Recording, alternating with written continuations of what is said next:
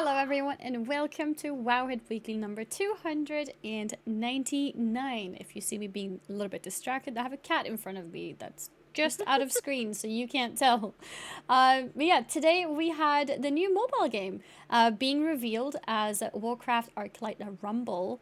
And we may not know the release date yet, but there's some things to look at. There's the reveal video. Oh, some ears appearing. We've got some pictures to share and also just generally discuss it. Besides that, we also have some new Dragonflight info as well, since there's been a lot of interviews and other kinds of content around the new expansion that we haven't talked about yet. So, should be a good day to talk about it. Before we jump into anything, let me quickly introduce myself. My name is Adi Fuchsia, and I'm a full-time streamer on Twitch. And I run these shows together with Perculia every week to talk about all the news, all the important ones to cover, so that you guys can keep up to date.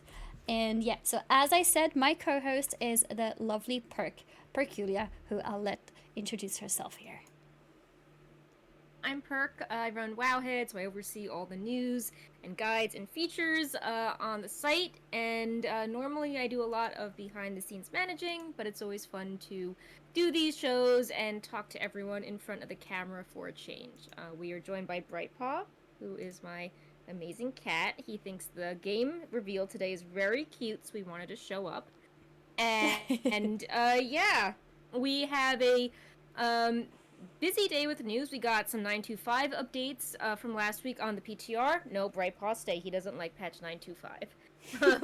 We have some news from Surprise Dragonflight interviews. And then we have this new mobile phone game that was revealed a few hours ago. So, Yep. yeah. Let's Quite a start bit with of the news to brand talk new about. Yeah, Brightpaw is staring at me very intensely. Yep. So why don't we talk about his favorite game, the phone game, first? Yeah. So we got the new game, as we said, the name Warcraft Arclight Rumble, could also, as short, call it Warcraft Rumble. And yeah, we got some nice pictures here to share as well from the reveal. Here, this Yeah. is a nice little screen grab, not gab. All And right. I yeah, think that the cat's going away. Okay. as you can see, it is indeed very cute. Yeah. So this was revealed at 10 a.m. earlier today. It was teased for a few months leading up to the reveal. And we knew that there was going to be a phone game in May. And it's kind of funny because a lot of people seemed like surprised that there was this game and it was on a phone. I don't know what people expected. But we knew it was coming for a while, and there were a lot of leaks that there were two games in production, and one of them was going to be a strategy game, and then another was going to be more Pokemon Go focused, and that one had been canceled earlier in the year. Mm-hmm. So, Yeah, it yeah, is indeed that's a where we. mobile game. I think a lot of people were expecting something along these lines. People were saying that they're expecting some kind of Clash of Clans game. This one is not quite like that. It might be a little bit more similar to Clash Royale, as far as I have heard. I'm not really an expert in mobile games, but it is indeed a mobile game. Something that is meant Yeah. to be quick to get into, play on your, I don't know, on your way to work, or maybe. Maybe on the toilet or maybe somewhere else.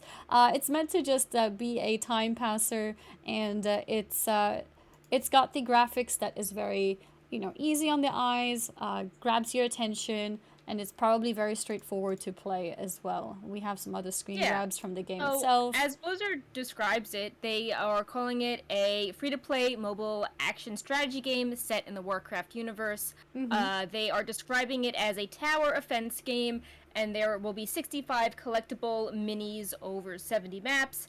And there are campaigns, maps, dungeons, raid, and guild, and you can battle with your friends in co op or against them in PvP.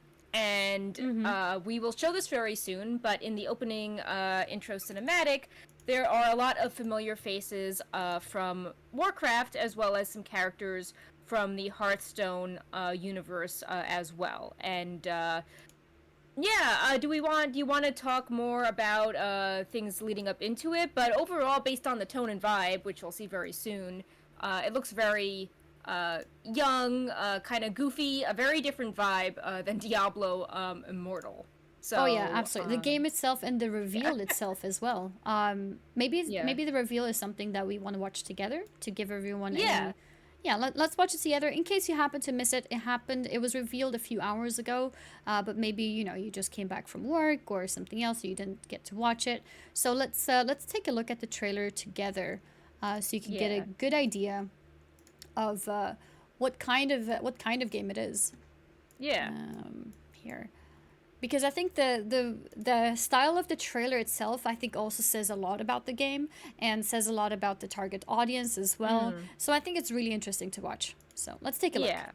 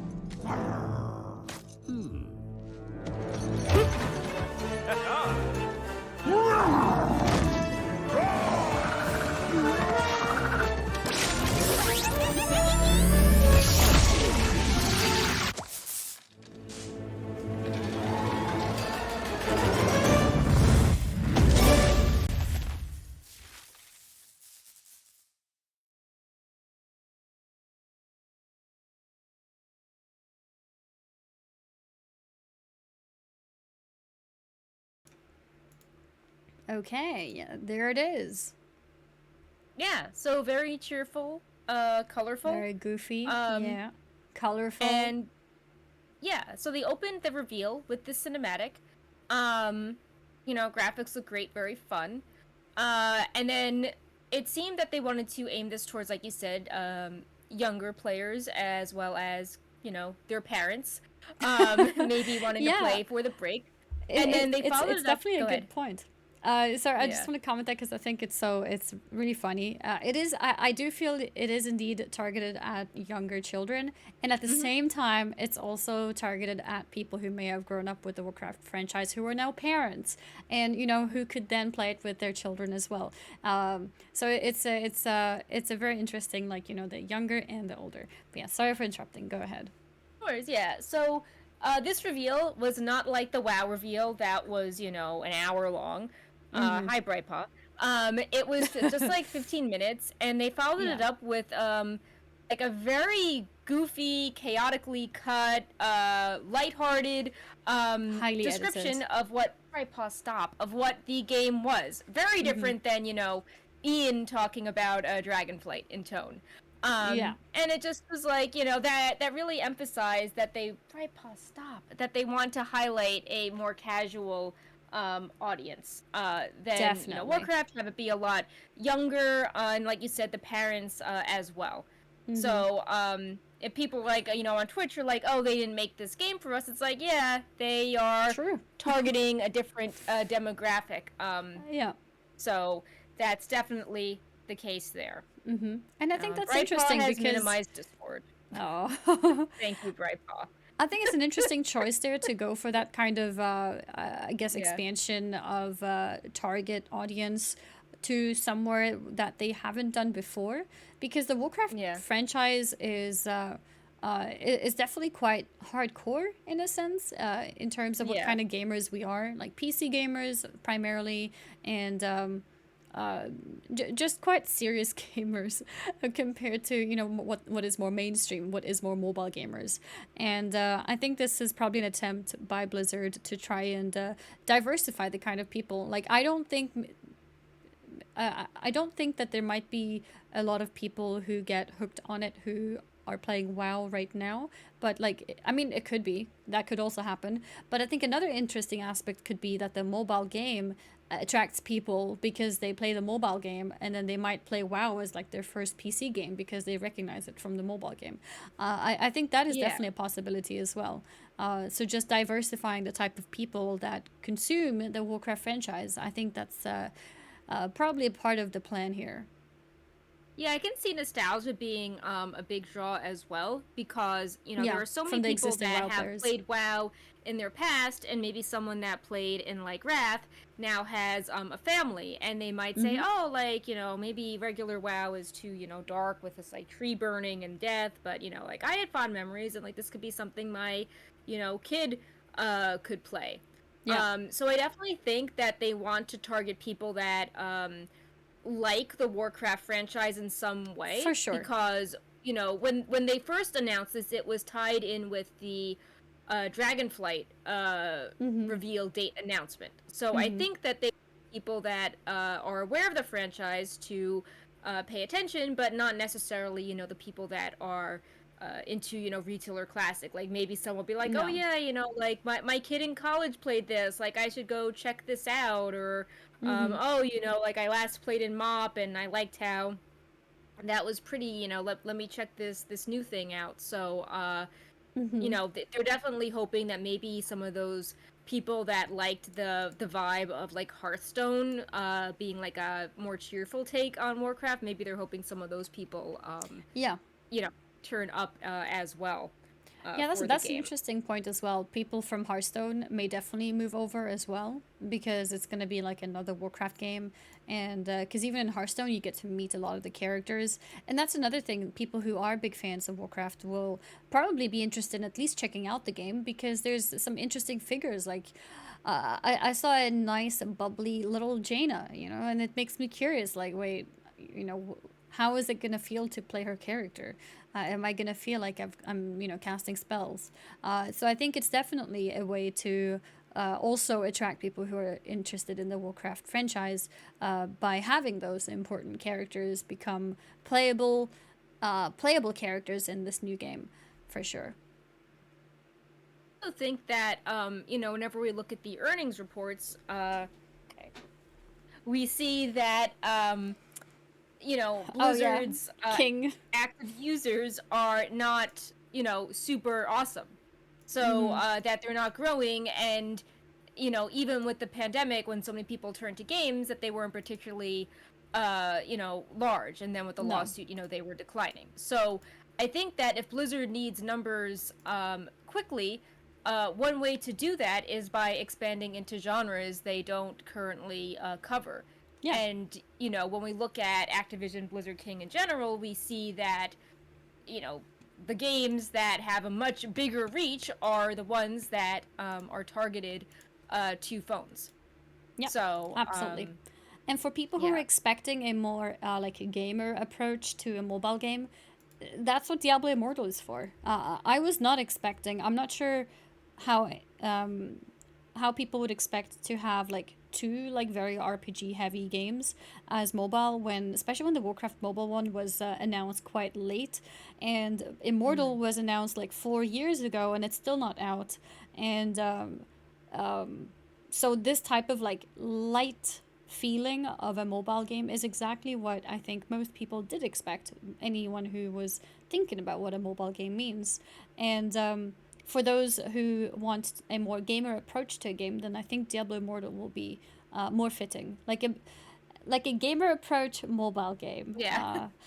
compared I to what also this is. think that, it was like the Diablo Immortal, which we're working on Wowhead, like it's not a badly designed game. I mean, it was No, super unfortunate that Blizzard it just made it came seem off like wrong. D4 was coming and instead Yeah. they ended the opening ceremony with Diablo Immortal. Yeah. Like that was just like I don't think anyone was happy with that. They just were forced to go along with that plan. Yeah. Um, so but it is like a very in-depth game, and I think that Yeah, part it's of a the solid disappointment, game. yeah, and it's like Blizzard was in between developing major games, so it makes sense that this is like a meaty, complex Diablo game because we don't know when D4 is coming out. But Mm-hmm. WoW, on the other hand, it's like, well, we have even with delays, pretty regular WoW expansions and patches and classics. So we have a Yeah. lot of, complex, meaty updates with WoW. So it makes sense why they would want to do something different and like lighter and more casual, as opposed to more of the same when they already have classic and retail. Yeah, absolutely. Yeah, that's a Uh, good reason as well. Diablo does not see as many updates as Warcraft does, so if they have like cool RPG ideas, they would probably just integrate that into the real game, than making a mobile game. And a mobile game to that extent would also take time to implement. So yeah, it just which it feels like seems a they want to just waste. start getting stuff out for the WoW franchise. Yeah, yeah, yeah. Um, so, Yeah, I also think that you could have people maybe playing for interesting lore tidbits because like some of the fun details from Oh, Hearthstone later I find was themselves commenting that into too. WoW, Mm-hmm. or even if it's like an alternate reality, like people just find that stuff fun. To be like, oh, Mm-hmm. like wouldn't it be cool if Gadgetzan was a big city, or look, the Tortolan were in Hearthstone and now they're in WoW, or Mm-hmm. um, interesting alternate takes on the characters. Also, in Um, general, like I was saying this as I was watching the trailer today. yeah. I think these type of games that are very very lightweight can be Mm. easy ways to consume potentially new lore for people who Yeah. don't follow the lore in World of Warcraft, because in World of Warcraft I think a lot of people just want to get to the end game, right? I think that's like Right. the biggest interest for most people. I would argue and say that most people don't know much about the lore besides the big, triple A cinematics that happen. Besides Right. those, Right. most people don't really follow the lore, don't really read the quests. In fact, most people just install an add-on that quickly skips the quest lines. So I think for these kind of people, not as a replacement of WoW, but in the downtime when they can't play WoW, maybe on public transport, or when traveling, or maybe in the toilet or in bed or anything, people can play this mobile game and potentially learn something interesting about a character that they didn't know about, like maybe some kind of detail about a character that they like, or maybe a character they don't even know about, and then a random piece of lore which is interesting could definitely happen. I also think that we're talking about like playing at public transportation being accessible. They did reveal the minimum requirements, and it's like super potato quality phones. Yeah, So this yeah. is definitely something anyone can pick up. Mm-hmm. It's iOS And 6S and up, and Android S7 and up. yeah, and I mean you can tell because the graphics are so like chunky, but not in a bad way, Yeah. not like low polygon or Yeah, it's anything. kind of like how, like with classic WoW, like I mean, people still love those polygons back in the day, and you could play that on like a really bad computer. So, I mean that's um, true, but that doesn't look yeah. very good. Like this game actually Right, but looks it nice to the still had eyes. like charm back in the day. It Like did. I Oh, think that like definitely. I the mean, back in the day, cartoonish it looked vibe of amazing. WoW. Yeah. Yeah, yeah, for sure, So for sure. yeah. So let's see what else was there. So this was also interesting comparison to Immortal. So Towley had like a early look at things in a chat with some of the developers working on it, and he shared some gameplay videos and was answering some questions on stream, recapping his experience with the game. And he said two interesting things. One was that unlike Diablo Immortal, which recently said, oh, this is we're going to PC, that this is focused on mobile with no plans for PC currently. Yeah, And I don't think the backlash was as bad because, again, this game is like very cartoonish and young, while Immortal felt like it was the type of thing you'd want to play on PC. yeah, yeah. True. Mm-hmm. So, Like this doesn't but target yeah, PC gamers in the same way. yeah. So no plans for PC at the moment. And then the more interesting big news was that while the official presentation didn't say a release date, he recapped that while not confirmed, that Blizzard would be there's no exact release date, but it's expected to release in 2022. Yeah, so expected this year.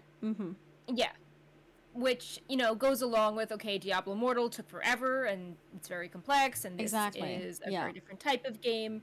Yeah. But like yeah, the I mean, picture there's of the no maps. no open beta yet. No exact release date, just that pre-registration is up. So yeah, so when do you think this would release, and do you think that they would stagger Dragonflight with it? I'm kind of thinking this could be a late quarter 4 release if we have Immortal in quarter 2. Yeah. And Mhm. so yeah. I think I think that's a good idea, because I think Diablo Immortal will take the mobile hype for a while. So I think it wouldn't be very smart of them to bring it in quarter 3. I think it's probably a little bit too early.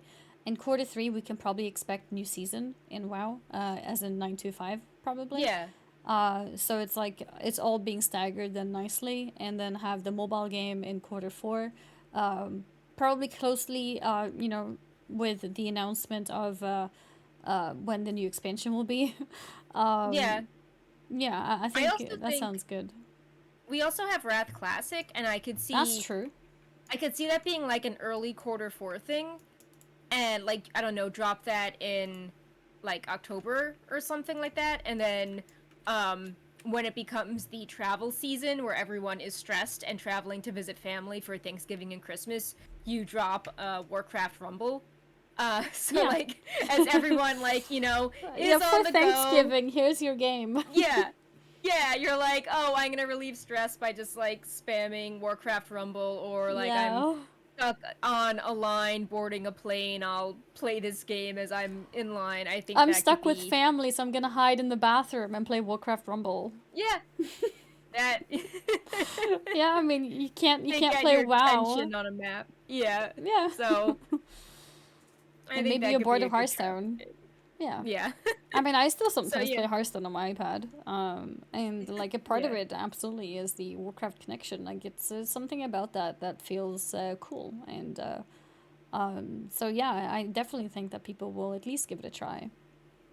yeah. So let's see, was there anything else notable? We had the cinematic. You can Mm-hmm. sign up to test it. We had the press kit. We With talked some interesting about, okay, concept art. how we like. Oh yeah, we can show some of that. I think obviously the art team, no matter what Blizzard game, really does knock it out of True. the park. So True. Yeah, there was some um, concept arts of the maps here, yeah. Um, which looks really cool. I don't have an exact clip of this, but the figurines looked really cool, and I think Towley asked if they were gonna be like actually sold, and Blizzard said no plans yet, but Mm. I think they could make a lot of money if they made little figurines in this style. Um, 100%. It actually reminds me a little yeah, bit of the latest Blizzard BlizzCon figurines. yeah. Do I have the BlizzCon line ones? Oh wait, I think I know which ones you mean. Like the Jaina and Sylvanas ones that look kind of like more cartoony than the serious expensive statue. Yeah. I was thinking the Horde versus the Alliance one. Oh yeah. Weren't they a little bit What is? soft as well? Yeah, I think they also have a series called like Warcraft Legends or something that is like, for, I think it was like Sourfang and Gen Greymane, that is yeah, like you said, softer and like more like chunky shapes. Um so yeah.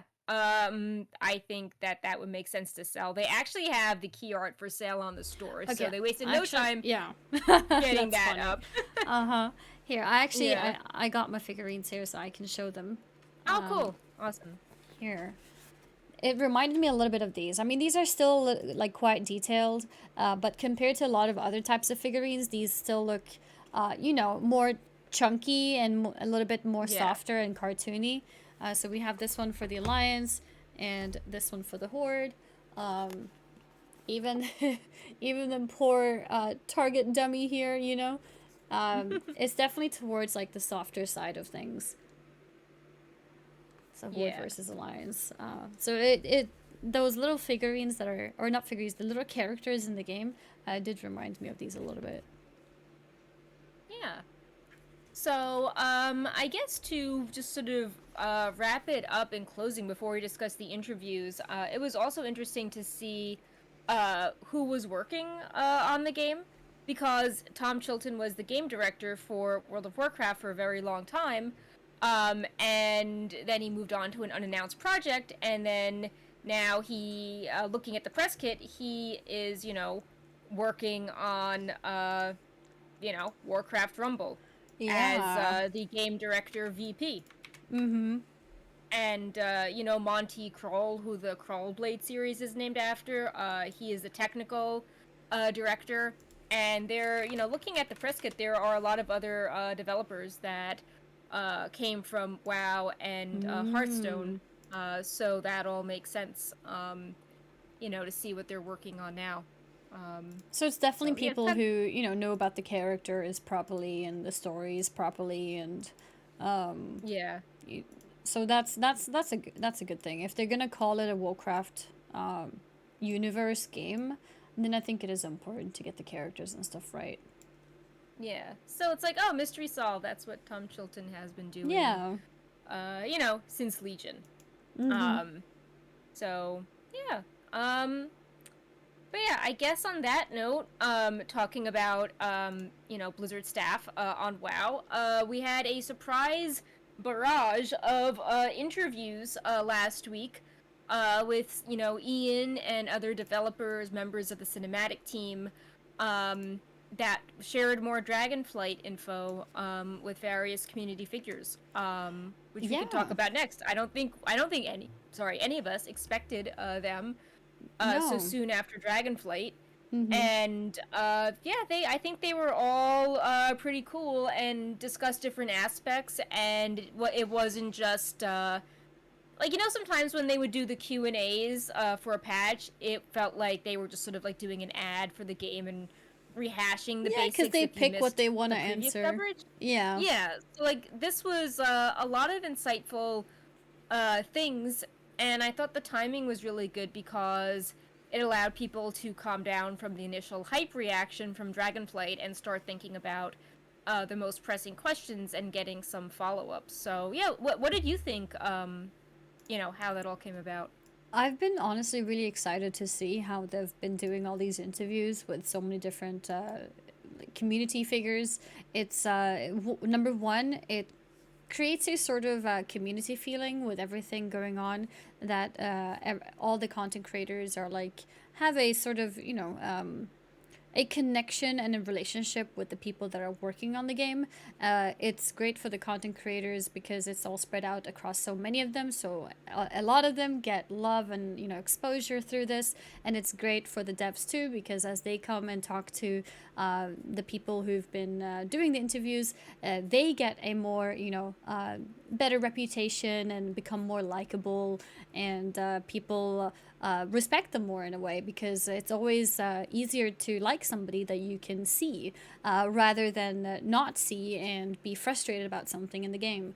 And I've also been really impressed with how a lot of questions have been answered that may not have a solution either.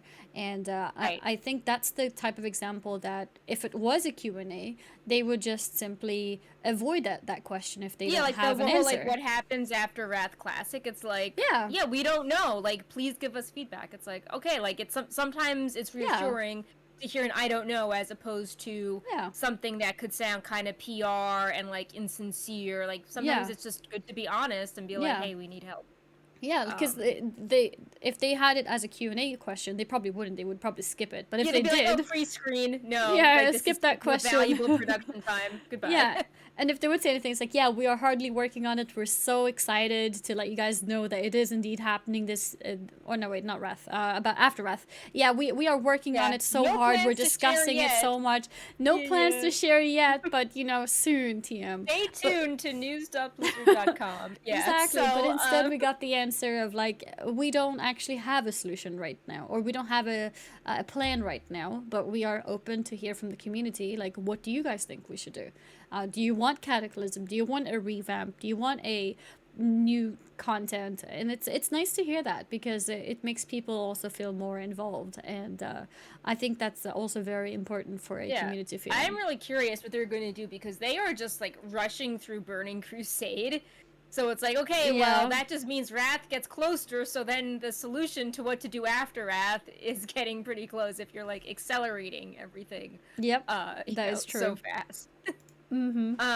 So yeah, so why don't we highlight some things? I put in the notes some things I thought were interesting standout things, but we can also have like a more casual bit after where we think of other Mm-hmm. things. So Mm-hmm. what I thought was neat was that in the Mr. GM interview, he was asking about more class and race combinations, and he had an interview with Brian Halinka, who said that mages, priests, and rogues will be able to be all races in patch 10.0, so that means that there's 8 new class race combos, and that they will also be looking at more race class combos down the line. Mm-hmm. So, yeah, Taurens can be rogues now, very Yeah. stealthy. So it's stealthy big Taurens are now in the game. I saw a screenshot of, I think it was from Teeny, I think it was from Taliesin, who had reserved a name called Invisible. And Yeah. he's like, well, well, now it's happening. Now this is going to become a real Tauren rogue. It was Yeah. planned all along. I think it's funny, that combination, and especially because it's been joked about for so long. So it's cool to see it actually being added to the game. And I think in general, I think it's better to loosen up those kind of restrictions and let people, play nearly whatever they want, whatever class they want, and whatever race they want. It does bring the question a little bit of, is the idea of racials maybe a little bit outdated now? Um, Yeah. is it time to remove the racials that gives power? Because the topic of racial has been mentioned in certain areas, like in Mm. PvP, especially with rogues, mages, and priests, how these opened up races now potentially makes them, maybe gives them a little bit more edge in PvP. And is it necessary? Is it okay? Is it bad? Is it good? It's not a topic for today, maybe, but in general, I do think it's an interesting one. If racials maybe are a little bit too strong, or if they should stay as they are for, I don't know, for traditional reasons. Yeah. Something which I thought was neat reflecting back on why they picked those classes is how, a warrior could always be um all races and like, Yeah. it's like that's like the fantasy tank, and now you have like the quintessential fantasy melee of the rogue, the range DPS as the mage, and then the healer as the priest. So I Mm-hmm. like the idea that like your core role, one for each fantasy, can be all races now. Yeah, it's a And good pick for maybe that. That's for like sure. if there's something that's like more unique, like a demon hunter or a evoker that doesn't make sense to be all races, like you can have that. Mm-hmm. But there are there's like one class of every standard role that can be open to all races now. So Mm-hmm. I think that's pretty neat. I think maybe And Hunter would be yeah, next like you then. said. Sorry, what did you say? Maybe Hunter should be next then. Like Hunter should get all Yeah, races. I could see hunters being that. Like, everyone needs to be in touch with nature. I think that would make sense. Yeah. What Um, race can Hunters not be right now? Let me see. I remember when gnomes could be hunters. That was like a huge deal. That was what leading up to BFA, right? Yeah. Like people were like super rejoicing Yeah. Or about that. maybe that meant that they can pick all the races. Hunters as well. Or maybe not. I'm trying to look it up quickly to Yeah, I think see. Hunter might be another one that can be everything. Yeah. So it would make sense. Uh, Again, like you said, the class yeah. fantasy and all the basic roles, the basic classes Yeah, in a yeah. way. Um, like mage is, the more basic, the more standard of the casters as we know them. Rogue is a Yeah. very standard sneaky melee DPS, while the warrior Yeah. is the standard like regular melee DPS. Hunter, the ranged one, and then you got priest as the standard like healing class. I think it makes sense to have it that way. Yeah. So, yeah, there's also, people are always wondering if in the future that the Drakthir could eventually become all classes, and Blizzard hasn't said anything, but it kind of like they've hinted it down the line, like, oh, maybe in the future as Yeah, they, I could see learn them about becoming Azeroth. warriors, for example. Yeah, Maybe down the line, even mages. yeah. And it's just like it's with how they've set up the class, how it seems weird to be like, oh, there's a race and a class, and they are two distinct things. It's like, but it seems weird that they've called them two separate things that have like 100% overlap, because it feels like at Yeah. some point the race could do more than just be one class. Yeah. Yeah. Like, because at that point it's like, why don't you just call them like the Drakthir Evoker and not try to be like, oh Separate well, them. Yeah. part of this is a race and part of this is a class. Yeah, and they admitted themselves that they sometimes mix it up because it's so new still. It's like, was this Yeah. part of the race or was this part of the class? This little bonus here. Yeah. But yeah, I think it's cool to see that they are looking into changes in terms of race restrictions. Yeah. So another detail which has caused a lot of discussion in economy spaces is there's no current plans for a mission table system in Dragonflight. Yeah. So obviously mission tables were all over the place in WoD, but people would look for add-ons to complete things. People could do missions on their phones, and people like them as like a side angle for things like currency or pet battle charms or profession stuff. And it was a nice thing that if you weren't doing anything with alts actively, you could still have them do the mission table game to gain some things for gold. Yeah, I don't think the mission table is too intrusive to be like an annoyance or anything. So it being gone is like, okay, sure. But I do have to say though that mission table, at least personally, was something that I always just used an add-on for. So it feels a bit like maybe it was a bit pointless to have it. Since it wasn't really played properly anyways. Like another plus is that you could do missions on the phone. Without missions, that means like, the only thing you could do on the phone, you can no longer do it. But yeah, I don't think missions will be missed, so I think that's a good thing. Yeah, I feel like they tried doing stuff with them for 4 expansions, and they just didn't. Like, it's commendable they wanted to reuse the tech, but they just never got into a good led to groove anything. with it. Yeah. Yeah.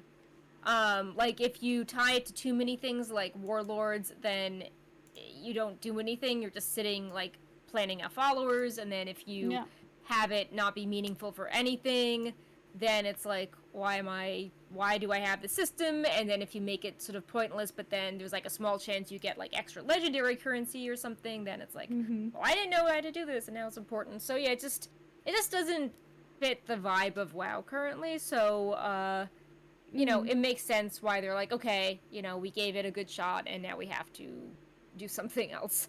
Yeah. I think it will probably come back an expansion or two later. But yeah, I guess they figured for now people are so tired of having too many systems, and since it's pretty pointless, let's just remove it. Is probably what they were thinking. Yeah, I also feel like kind of like Diablo Immortal, it's kind of got this aura around it because of the first impression, and people just even though it was kind of unobtrusive for Shadowlands, people are just like, oh, the mission table, I remember Warlords. Like they just have this collective memory of it. That is true. Yeah. So with this next one, Ian was interviewed by Asmongold and was saying he wanted to bring back Master Loot as a long-term goal. Yeah. This was... But there's just, apparently that there's a lot of tech problems, and, that they're trying to work on that, and, they don't want parts of the game to break, but Ian did say, what was it? The core experience of killing a raid boss, that's something we'd like to get back to. I don't have the ability to promise that all the work to make that happen can occur in just the next few months, but in terms of a long-term heading, that's what we're thinking. Yeah. So that seems really promising, and I think it also, like, going back to what you're saying about the devs being human, like if it was a PR response or there were no interviews, people would assume that Ian didn't want to bring back Master Loot. You know, Yeah, like it wasn't and brought up officially, so mm-hmm, everyone must be happy. But exactly.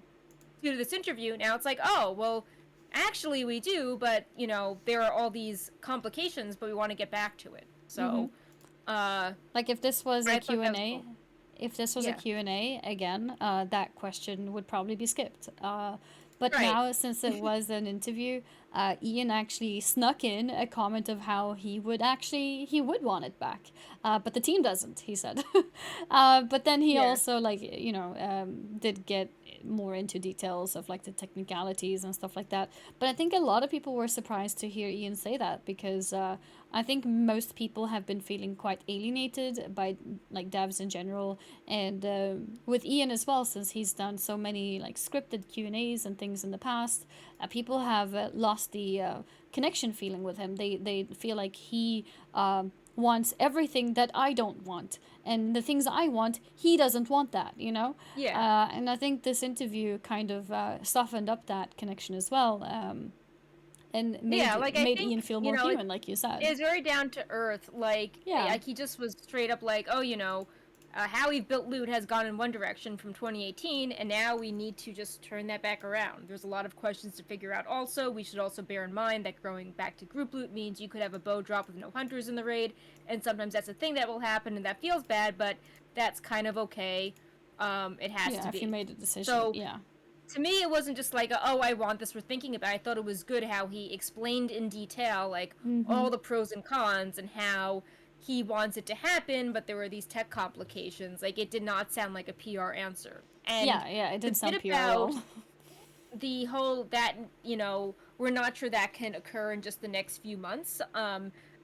So that I found that interesting because obviously we don't have a Dragonflight release date, and there's a period of time before the game goes live that the team has to have the deadline to be like, okay, these are the specs, like these are the systems. You can't just be like adding stuff at the end of beta that is No. pretty fundamental. So Yeah. I got the sense from the line about the next few months that that's the period of time that's still left for them to decide like what What's in for big, like, Dragonflight? yeah, like UI and system type things. So Mm-hmm. um I just found that as sort of like not really revealing a release date, but just kind of a sense of the development time frame. But Mm-hmm. certainly they still work on that during patches. I mean, that's why we're getting cross faction rating in 9.25 as opposed to Oh, 10.0. absolutely. Yeah, yeah. So there could be a Like separate Master team could be working a on this. 10.2 feature.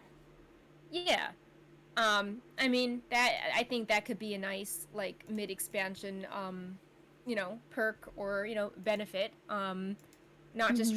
drop front loading everything and then not having anything exciting Yeah, yeah, yeah, in yeah. the other alternate years. Mm-hmm. Um, but yeah, also, I mean, since we were talking about that interview, I didn't put it in the notes, but there were, two other sort of Ian moments I thought were pretty interesting. Or I guess three. Sorry, going off script. The first was the lighter one, how he played into the whole, like, sword meme Oh yeah, situation. what sword? Yeah.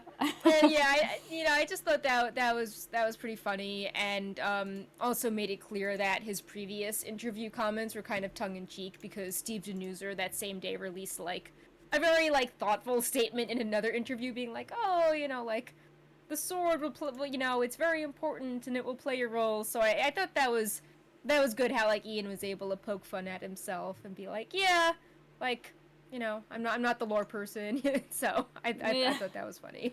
Yeah, I think so too. I think it was a brilliant answer. And again, I think Yeah, a lot of people soften up to him a little bit because of it. yeah, It wasn't a serious. Because people do often refer to, like, well, I'm not surprised Ian is like that. He used to be a lawyer. Like that kind of persona yeah, was shattered a little bit with that interview. I think a lot of people yeah, felt like he was more human, and I think that's great. yeah, and yeah. Going back to the more serious things, I thought along the lines of Master Looter, I thought his responses about the add-on situation Oh, yeah. and Mm-hmm. like the encrypted technology were both really interesting. Um, Mm-hmm. because it's like people like consuming WoW content a certain way, but it does seem like the add-ons in the current situation go too far, but that doesn't mean, have no add-ons. Mm-hmm. And, likewise, a lot of people say that they wouldn't mind having things like story beats be encrypted or, bosses kept secret. But Mm-hmm. then on the other hand, like, things that aren't encrypted, like class tuning, are really useful to, do feedback, or just like make sure Mm-hmm. items and stuff actually work in the game. So I feel like while people in the community may want to like add drama to Ian's replies or be like, "Oh my god, this means that Wowhead will die if it's all encrypted," it's like, no, like I thought he gave pretty interesting replies on those topics and sounded respectful to the people in the community who'd be affected by, and he wasn't like, "This is all bad." It just was like trying to find, a middle ground while recognizing that the people that play the game, how they consume information and prepare in game, how it's changed over time. So Mm-hmm. I think sometimes in the past Ian has been like, well, this is how we want you to enjoy Covenants. If you just understood choice, like the Covenant would be fun. Like, you're viewing Yeah. it the wrong way. But this time he just was like, okay, well, this is how you guys view and consume things, and we need to tailor that around, how you do stuff. It wasn't like lecturing us on how we should consume content or prepare Yeah, for the stuff. the whole covenant topic was it was so I spot know. on. It was basically telling Yeah. us like, no, this is how it is. Like I think the Azurite situation was even worse. Um, I think No, that I one, think the Covenant seemed worse to me because remember yeah. he had the interview with Preach and it just was like an hour of like them going back and forth on Covenant choice. Like it wasn't even an interview. Like I think I remember that. Yeah, no, yeah, I actually do. it was so It was awkward. a really Like bad interview. Oh yeah, my, yeah, no, yeah, you're at right. least yeah. I don't think we had a similar stream like that with Azurite, but yeah, No, Covenant was bad. yeah, you're right. Ah, they were given all that feedback so early too. Yeah. That's funny. And then I Yep. remember, like, in that, it was like Game Informer, there was some magazine that was featuring Shadowlands, and, like, they emphasized, like, Covenant choice in, like, all capital letters as, like, the feature of the expansion. Um, Yeah, I so, remember. Mm-hmm. yeah, They thought it was gonna be a really cool thing, but then it wasn't. yeah. But yeah, I also wanted to address the going back to the encryption. I wanted to just address that a little because, like, like I was live tweeting the thing and like I tweeted it out because I thought it was useful.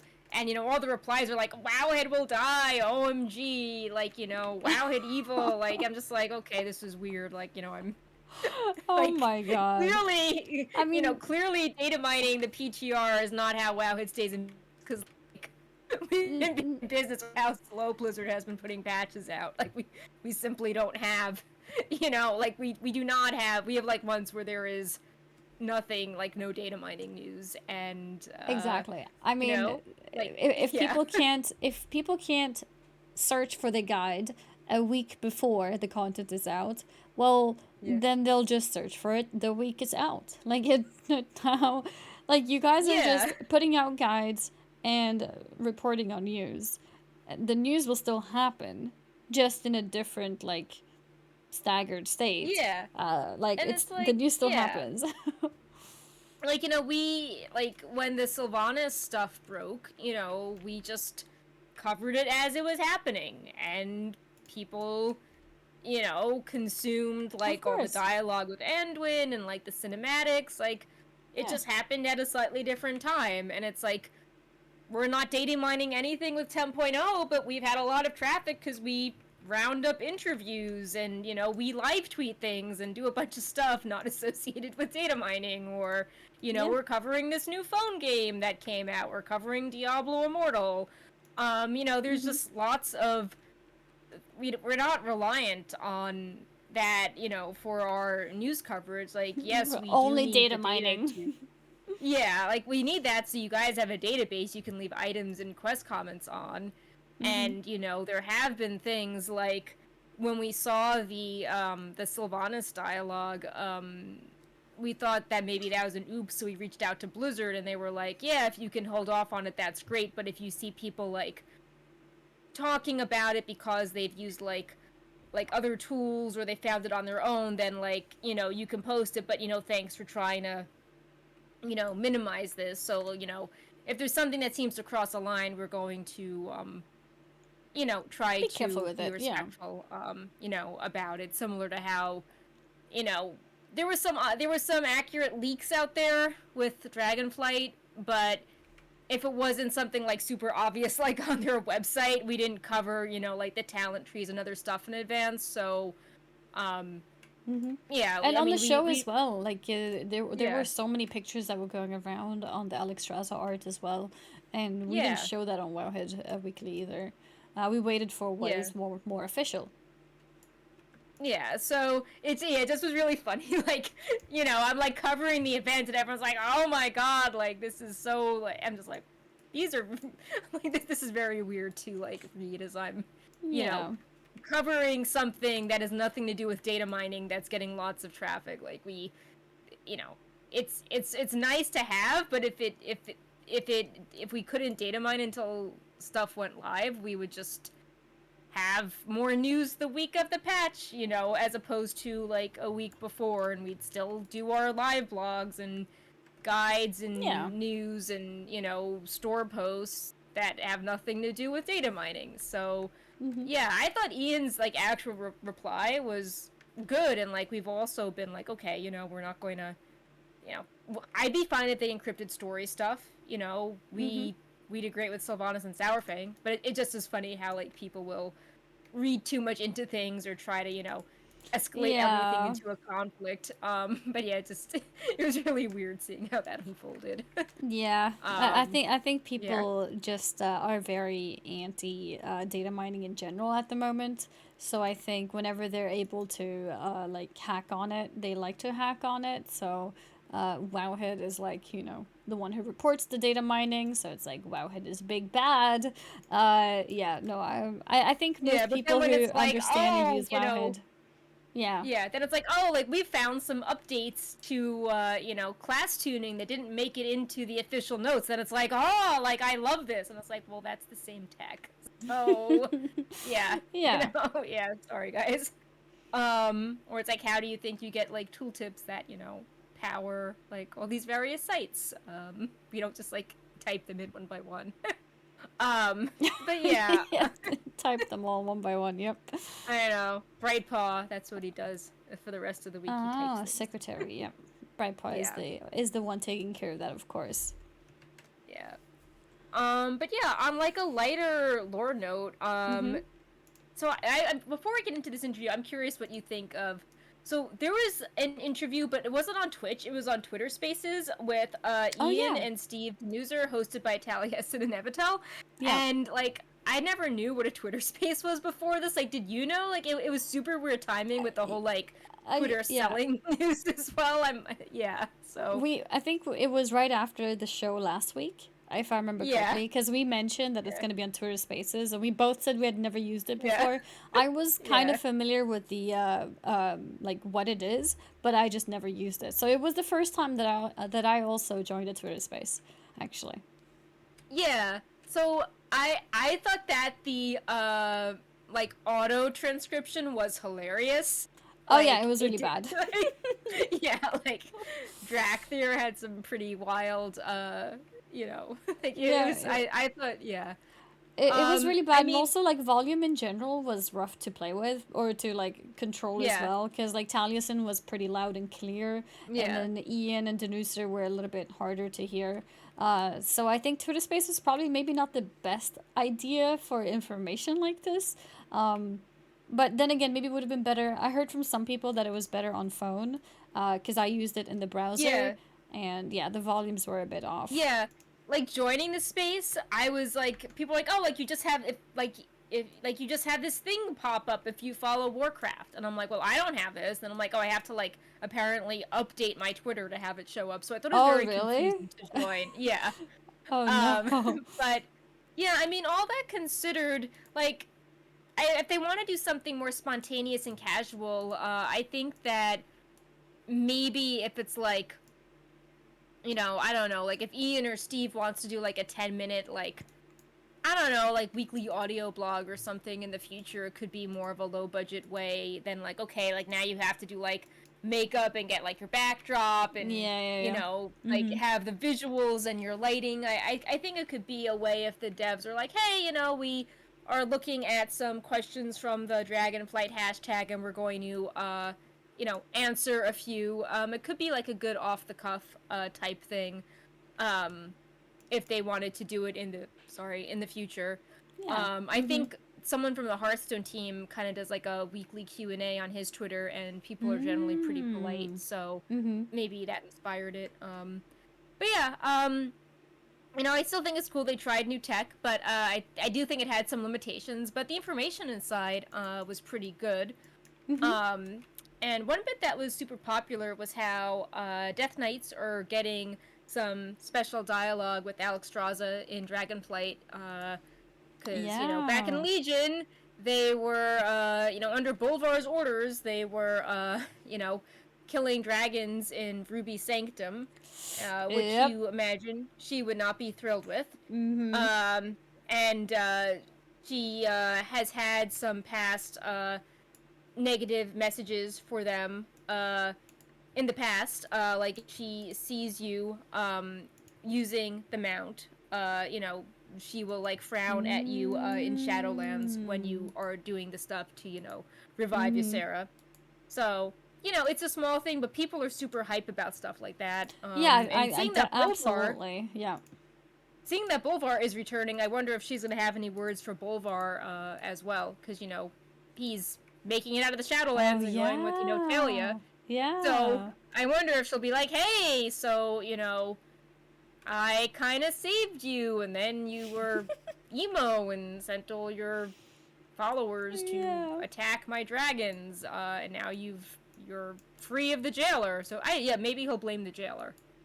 Maybe he'll be like, "Oh, those Yeah, actions weren't my probably. own." Yeah. Yeah, the jailer is still responsible for everything. Yep. It wasn't me. It wasn't me. Promise. So, yeah, so that was one bit of info, and then another bit I forgot to put in the notes was how there was this interesting exchange where a question was asked about like learning more about Sindragosa, but the question was instead meant to be reference Alex Straza. Oh, And yeah, I Steve caught that. Januzer was instantly like, "Oh yeah, so like the version of Sindragosa you'll see," and like he just went on a bit before realizing he was saying the wrong dragon. So of course everyone Yeah. like speculated, um, and I think it actually I think we're gonna see something about her in the expansion. I don't think she's like back from the dead, but in the video, the official video, they talked about Caligos doing something with Sindragosa's library. So, Mm-hmm. and if Steve was talking about a version of her, maybe there'll be like a spectral form, like, you know, like a projection from her past. So that could Ah. be interesting. Do you think there could be any Uh, time traveling? I mean, I think like we discussed last week with the villain, I think that there could end up being some time traveling Mm-hmm. because, you know, like if we're thinking that the bronze dragonflight and like the visions of turning in, you know, to the infinite and like being corrupted, you know, I think Mm-hmm. that maybe there could be some interesting stuff related to that. Mm-hmm. But even if there isn't, I still think it's neat how you know, we only know her through the Wrath cinematic, basically, and the Yeah. Ice Crown Citadel fight where, you know, she's like terrifying and, you know, all bony and like we're fighting her. Very cool But fight. Yeah, because I'm yeah. thinking, well, what I if mean we meet her in a different time? yeah, I mean like in the book she had a really tragic end where, you know, she was mortally Mm. wounded and she wanted to Mm-hmm. get to Dragonblight, but then she was unable to and instead perished in Ice Crown until she was raised by Arthas. Mm. So Mm-hmm. you could say like the version of her we knew, like it wasn't really herself if, True. you Yeah. know, like, so it could be interesting to, you know, see her in like a humanoid form, like a spectral thing, like in her library. And maybe if there Like was time actually travel, that alive. could be a way to like, Mm-hmm. you know, like erase or change like some of the really kind of like messed up stuff that's happened to dragons. Like you look at some of the old books and you're just like, wow, like this is really like really dark, and like it's not even like on a small scale. It's like, oh, and now like everyone has been wiped out except for one dragon, and it's, Yeah. it's sort of like, okay, like every dragon has had all their, races, like, wiped out. Like it just, it feels like maybe time travel would allow for something to be like less drastic, or not have like the fate of every dragon like end in tragedy. Yeah. Yeah. It's like Rathian's like, I'm the only black dragon, and then it's like, oh, like we killed all the Ruby Sanctum whelps, and oh, as a The result, the poor blue dragon whelps. flight is, like, was mostly wiped out after this war. And it's just like, okay, like Yeah. everything is just like super tragedy and exclamation points. So, yeah, I mean, it's like, okay, if everyone is wiped out, how do we have enough dragons for a story here? It, um, yeah, I mean, I yeah, guess it could become like a full on just a sad story, like a whole expansion of where yeah, we just feel bad, like we are horrible people, and, yeah, this is who they were before we wiped them. Yeah, I don't know. yeah, it could be that. Yeah. I guess Um, we'll see.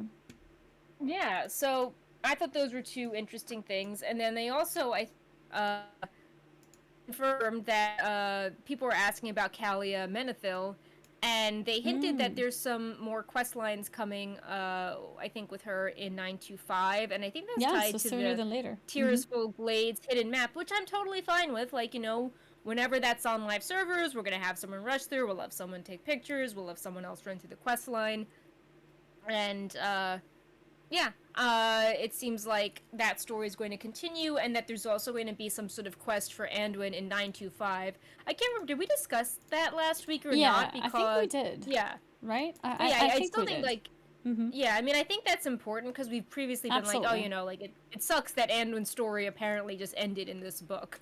Yeah, it's like But now, he's gone now. He decides to stay in Shadowlands, and then like there's the hint from the book what happens, and then that was it? Question mark. yeah, But yeah, it seems like there is going to be a little bit of continuation. Indeed, I think we did talk about it, but we can mention it again in case anyone missed. yeah. So in 925, we will have a snippet of more story, which explains a little bit more about what Anduin is planning to do next. Yeah. So, yeah, also the way those interviews worded it made it seem like maybe he just wasn't going to be, like, stuck in Shadowlands forever. I think Ian even made a joke calling Shadowlands, like, Super Hell. So I'm like, okay, that's the canonical name. Like, Shadowlands is now Super Hell Super moving hell, forward. yeah. Yeah. Makes sense. And that's where we're Um, leaving Sylvanas. Maybe that should make yeah. people even happier that that's where we're leaving Sylvanas. Yeah. She's staying in Super Hell. But yeah, I think it's interesting to hear also that we're going to hear more about Kalia Menethil as well. Because it was a little bit of a, what's the opposite of, maybe disappointment is a little bit of a harsh word, but it was a little bit of a missed opportunity, I guess, for Kalia Menethil to not really take any place at all. Especially since we have now seen the end of Arthas as well. She just got no place in the story at all in Shadowlands. So it's interesting to see that she's being mentioned now towards the end. I wonder what that's going to lead to. Yeah, I mean, we saw her in the pre-patch where she was a neutral figure, but helping Mm-hmm. the Horde. Mm-hmm. And we had Lillian Voss, also, probably pause, stop. Also, no, doing things with the Horde. So it'll be interesting to see how it goes, because, Mm-hmm. um, like, I don't think she's the most well-liked character, and they haven't made her seem more sympathetic, and, like, she looks very different from Sylvanas, and doesn't have that, people don't really have that bond with her. Yeah. Oh my god, Brightpaw. He is being very distracting. No, don't eat the microphone. Cats being Um, pests. but yeah, I think they have to do a lot to make her approachable, and maybe she'll continue to have some sort of, like, advisory role as opposed to being, leader of the Forsaken. I just know people worry about that because she got that super fancy new model, while other, faction leaders did not. So people worry Yeah. that this means that she's going to be, used a lot in some central role. Mm-hmm. But yeah, it'll be interesting to see how things develop, and if the Night Elves will get anything as well. Mm-hmm. Because people will be like, oh, like, this, are they going to rebuild now that Sylvanas is out of the picture. Yeah. Does Tyrande feel more free? With some closure Something has to be for done. Sylvanas. Yeah. Yeah. What's going to happen to Delaran, for example, because if Tirisfal Glades is going to be talking about what happens next with Kalia and all this, then it's like, well, Kalia wanted to help the night elves that were recently turned, so that Mm-hmm. seems like they should also continue with what's going to happen to the actual night elves as well. Mm-hmm. What are they going to think with the whole, like, oh, Elune abandoned us because she Yeah. thought she needed to help her sister routine. Curious what other people, Mm-hmm. thinking of other survivors of Teldrassil think of that. Yep. um, and yeah, the final thing I had in the notes to highlight was that obviously flying dragon riding is a big feature of the expansion, and Blizzard said at the start that you would fly in the Dragon Isles solely through this system, which Mm-hmm. like you get this dragon mount to customize, and the dragon has unique animations, and like it gets faster as you move, and you can swoop and do all these things. Diving. And they Mm-hmm. clarified in the interview that in a later patch you can use your regular flying as normal, but If not yeah. at the start, Yeah. which I think made a lot of people relieved because everyone's like, oh, like I can never use my favorite flying mount anymore. Yeah. So I thought that was interesting and good, and again, good timing with the interview to clarify that Yeah. because Also true. Yeah. you know, Instant responses to things for sure.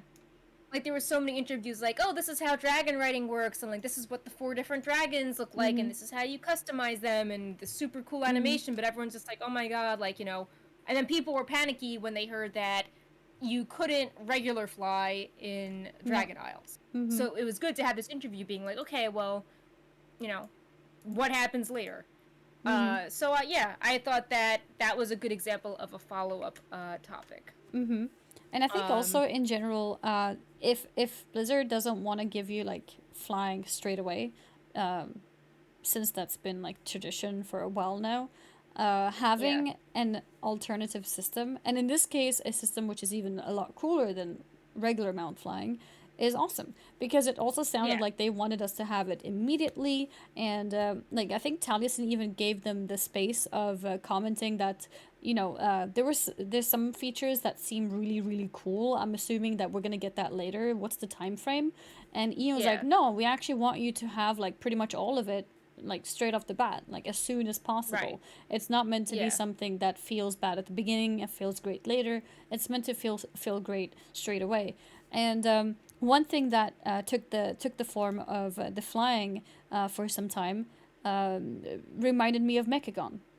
So in yeah, Mechagon, you could not fly, but you had the jetpacks that you could use to fly instead, which didn't have a cast time. So they were technically, arguably better than actual mounting because you didn't need to cast your mount. You just press space twice and you start flying. The downside with the jetpack was that it wasn't up every day. I think in today's day and age, if Mechagon came out today, I think we would probably push to let us have that every day, let us have that permanently until we have regular flying, and until like at the time until we get the reputation. So whatever is required for regular mount flying later, we'll have the dragon flying, and I think that's a good thing to have if you don't want to give regular all flying available. Have a system in place that lets you fly, but in a cool way. yeah. So was there anything else from the interviews you thought stood out as like a Mm, oh yeah, this was something I forgot to put in. So one of the interviews was with the cinematics team, mm-hmm. and normally they don't include those, but I thought it was very interesting what we learned from them. Notably that there will be more afterlife style cinematics leading up to Dragonflight, and I think we can kind of predict that there'll be one for each Dragonflight. But that was still really exciting to hear. Um, and Yeah. Mm-hmm. Yeah, I thought that was a lot of people really liked the cinematic, so I thought it was good timing to let the cinematic team shine. Yeah. Um, And yeah, it was also good because a lot of people have really latched on to Wachiro Kuronos, being like, oh my god, like, he's so cool, like, Stony Boy, and, it's nice to have the cinematic team talk about how they try to make, characters resonate, with the audience. Mm-hmm. So, that's pretty cool.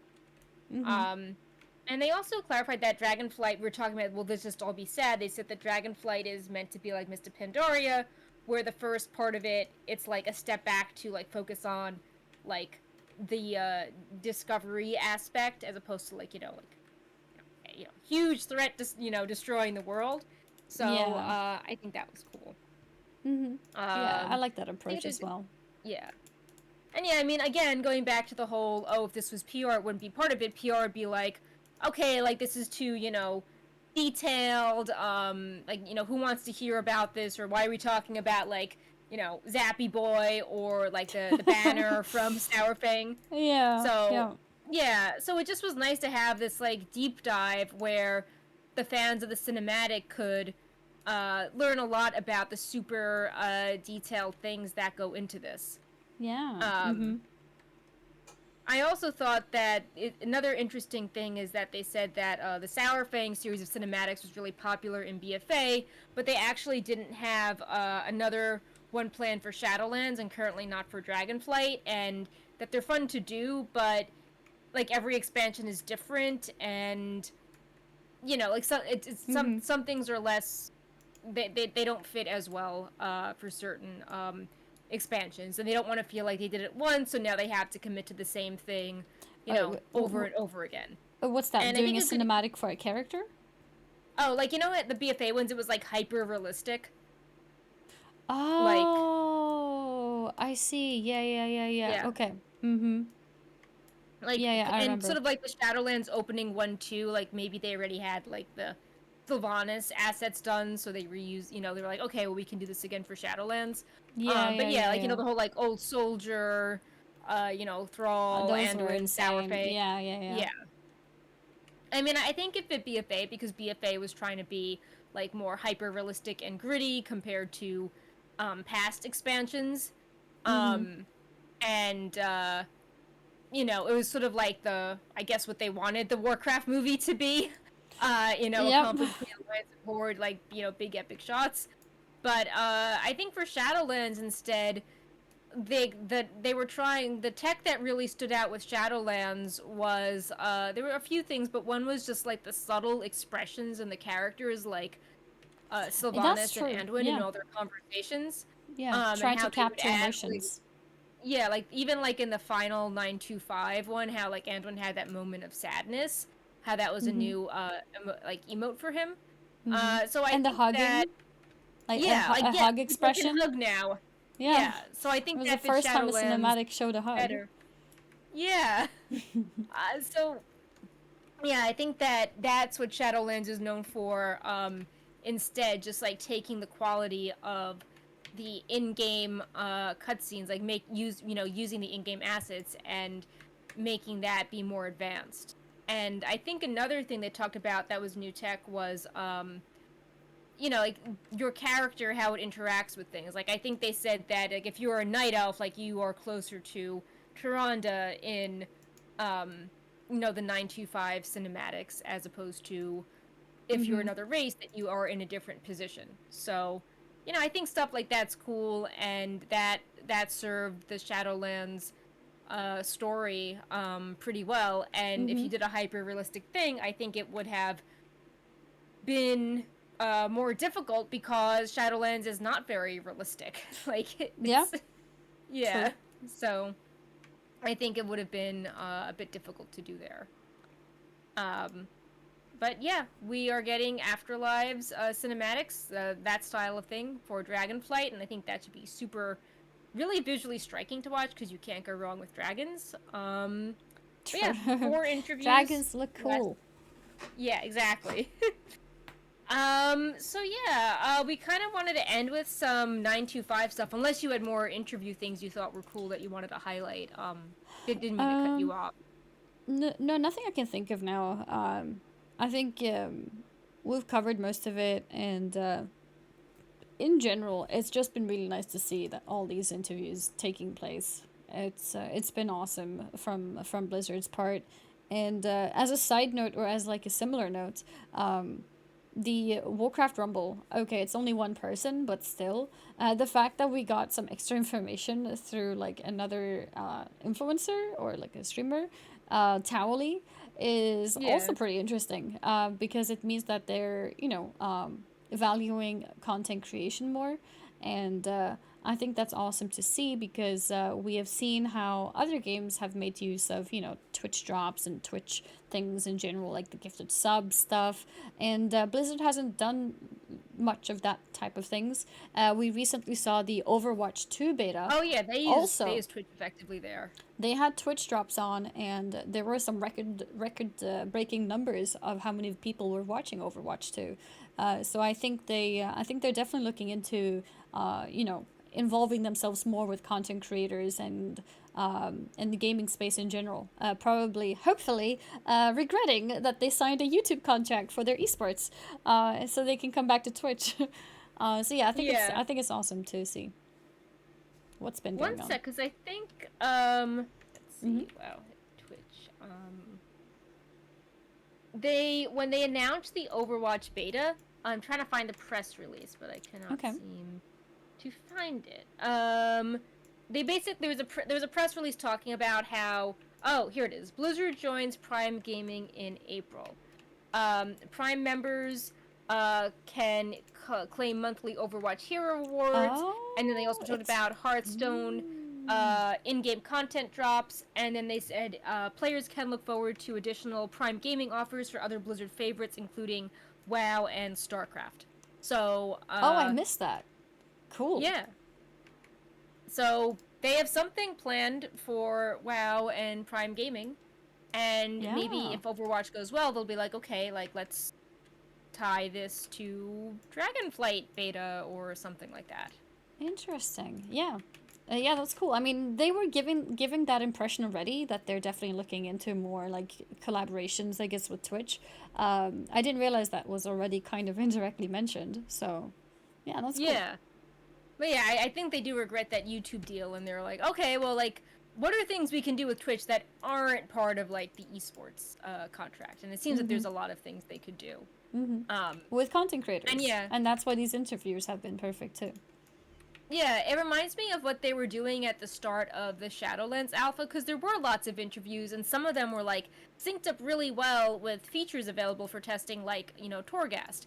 But I think as it became clear that the pandemic was keeping people at home for a really long time, and that they were behind schedule on things, like then the interviews suddenly dried up. Like I Yeah. think like the preach thing was the nail in the coffin too, being like, Yeah. oh, we don't want more of these. Yeah. um so hopefully, this is promising, and it will be part of a cycle and not something that suddenly stops if there's a dev roadblock. Because like people were really happy with early Shadowlands alpha. Like yeah, people were just really excited that a feature would drop, or like we'd get a series of info blogs, and then like Mm-hmm. Blizzard would have someone show up to discuss it. And now it's then all that goodwill got undone with the Covenant choice. Yeah. Exactly. Yeah. So, yeah. So going back to 925 stuff, we kind of blurred into that with Kalia Menethil and the encryption talk. But yeah, just to summarize, like I'm totally fine if they want to, you know, hide some of that story content. Totally fine with me. Mm-hmm. Um, but yeah, there was a PTR build last week. I don't know if there will be one this week because we've had this phone game drop. But there were a few interesting tidbits, and one very different. One's very cute. One's serious. We'll do the serious one first because Bright Mm-hmm. Paw's asleep and he has to be here for the cute one. Oh. And there was a bunch of global strings, data mined again. Data mining not just used for spoilers. And it indicated that players will be prompted to accept a social contract before playing the game, very similar to Terms of Mm. Service Agreement, and it specifies what types of behavior are not tolerated, requiring you to accept it or else exit the game. And it reminds you that WoW is made up of real people that come from different backgrounds and cultures, and then it explains what types of untolerated behavior, Mm-hmm. um, are bad, including harassment, threats, and abusive language. Um, Mm-hmm. and there's a, you know, really long paragraph, and it ends with, "It's a big world out there with all sorts of people in it, so please try to be respectful of each other. And if you ever feel like somebody is acting against this code, please report those behaviors so that our team can look into it.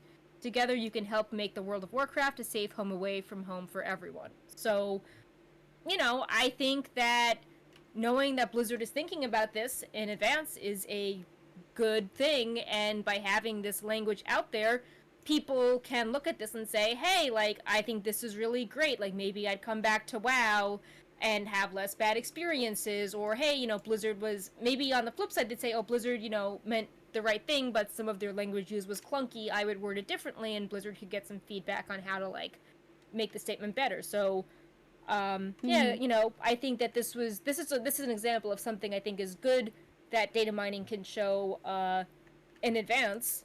And Mm-hmm. I also think that adding something like this is good for the game. It makes it clearer that Blizzard, you know, is against harassment. It's not just like Yeah. a system tucked away. I think is good that it sets the tone right when you log in. Yeah, hopefully with more punishment being seen as well. Because I think a Mm-hmm. lot of people feel that they sometimes report things but nothing happens. And maybe Yeah. Blizzard needed this extra, like, forced agreement on people Yeah. to be able to take action, perhaps. I don't know. Um, but yeah, hopefully this does mean that there's more reason for Blizzard to take action against people who are harassing people. Yeah. So yeah, overall it seems good, and hopefully this also means that if someone has worked on this, that it's the result of teamwork and Mm-hmm. meetings and other discussions going on. Because whenever we see the final result, it's like the tip of the iceberg. There's a lot of work that Yeah. goes into it. So maybe this indicates that like more improvements are planned, or at the very least that Blizzard has been discussing this more, internally. Mm-hmm. That it's more at the forefront. So Mm-hmm. yeah, Exactly. I think that's a good thing. Mm-hmm.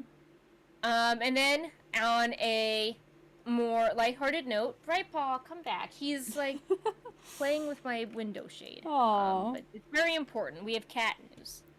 Yep, Come on, Brightpaw, Brightpaw. Come we out. have We're cat talking news. about cats.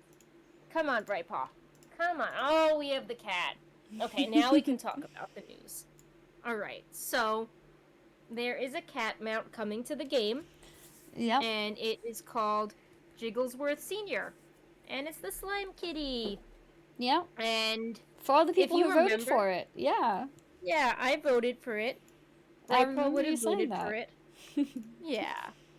Yeah, So, I remember we talked about it. I voted for the book, which came with the Mage Tower, which I'm still yeah. using every day. So I'm happy. So I'm happy that all of you guys, including Perk, who voted for the cat mount, now get the slime cat as a mount. And it's a Yeah. reward from completing all the new raids that comes with Yeah. Shadowlands Season 4. With Right. new, I So this mean, isn't yeah. yeah, it's not like oh, I did Castle Nathria like, a year ago I got it. It's the faded version of the raids. Mm-hmm. So it's like the special seasonal challenge version of them. Mm-hmm. Um, and yeah, it's Jigglesworth Senior. Brightpaw, stay. We're talking about cats. It's Jigglesworth Senior because one of the cats for the 9 Afterlives achievement is Mr. Jigglesworth, and the slime cat is super cute. So now we guess we get a big slime cat, and we don't have a Yeah. model yet. We just have a texture that looks very green and slimy, but I'm sure Yeah. it will be adorable. And if it's Mm-hmm. anything like the Mage Tower mount, it probably will be like have like a little something extra to it, Yeah, because I these think were so all too. meant to be, concept mounts for the Exactly. 3 super elaborate one. Yeah. Because what was the other So one? We had the Wandering Ancient, right? Which changes yeah, look and mount special every and season. Pepe costume. Yeah, There's a different Pepe Pepe for every costume season. too. Yeah. I think Yeah, all of these mounts that were part of the vote are special. So definitely expecting yeah. it to be special as well. Not I wonder just how the the slime. caterpillar or the Nerubian would fit in. Oh my god, Yeah, we never Brightpaw. got that one yet. Yeah. I'm trying to think where it could be fit in, but we've got a picking animal. Oh Brightpaw. There no. are other mounts besides the cat. He's jealous we're talking about other mounts. Oh. Okay, I think. There you go. He's so active today. He's like super energized by the slime cat Yeah. news. Um, but yeah, with things like Jigglesworth Senior, and then the other achievements we've talked about in the past, like the Torghast meta achievement, and then like the Do Everything in 925 for the Veil Strider title. Mhm. It seems like Blizzard is trying to appeal to collectors or give people things to do that can be spaced out over a period of time to, prolong interest in 925. Mhm. I still hope, Dragonflight isn't super late because, I'm looking at some of these achievements and I'm like, oh wow, this requires a ton of work. Like, I hope they don't Yeah. expect people to do this for, like 6 months. Yeah. So, yeah. Um, but yeah, so those obviously, the PTR is still going on.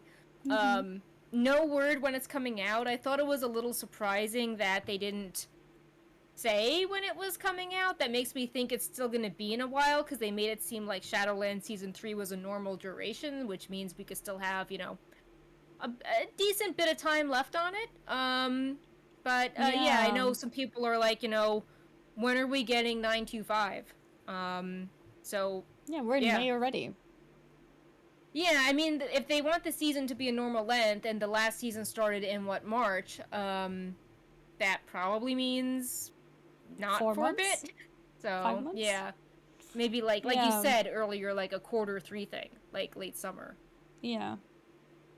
Like in August maybe. Uh, yeah, And then they So have the freedom of deciding if they want the expansion in December or if they just want to push it to next year. yeah, Because I mean, we they still did don't also have comment. any alpha or No, beta hints. I true. know Ian was saying that they wanted to maybe get the talent trees, some of the talent trees into people's hands in advance for them to start discussing it. But I wonder if that's even going to happen because it seems really difficult to make, a talent calc on a website. Um, so I wonder if they'll just do like a blog listing things. But normally at that point, you should just have people able to try it out yourself. So Mm-hmm. yeah. Mm-hmm. Um, Yeah, I think it's yeah. it is interesting though that the wording of how far they've got along through the expansion, and he said they've got along quite far. Um, Yeah. so that does give a little bit of a window of potential for it to be out before the year is over. Maybe for like business reasons, it's good for them to have it in quarter 4.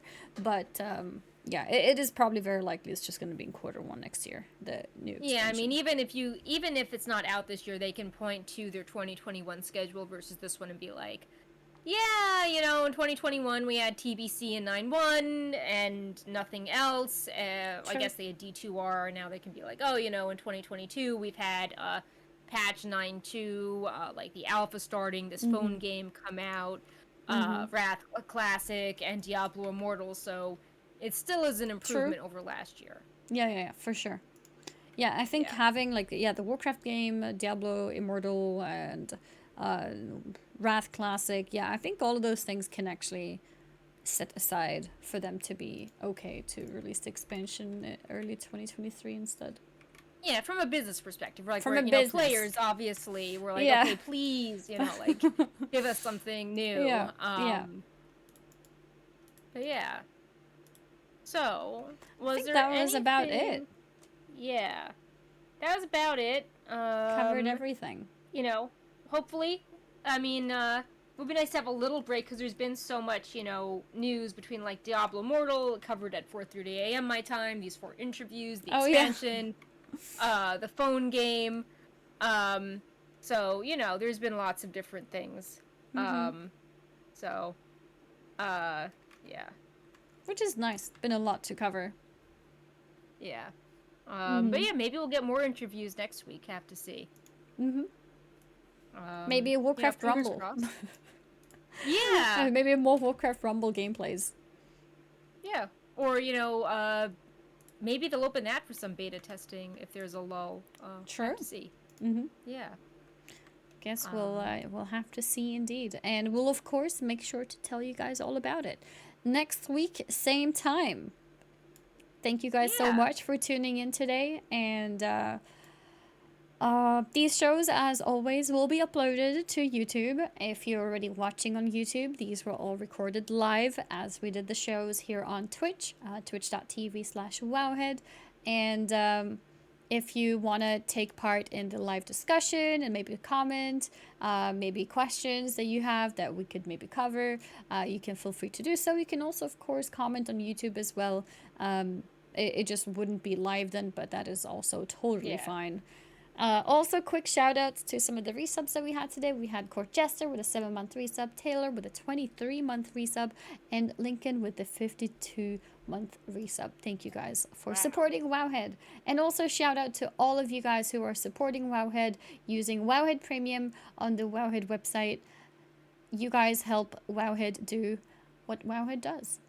So thank you for making it possible for Wowhead to do this. And we'll be back next week. Yeah, thanks for all your support with all the announcements and breaking news we've been covering.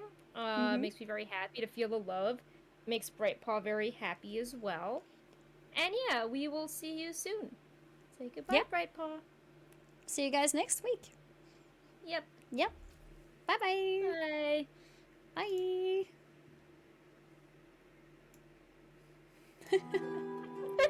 Bye.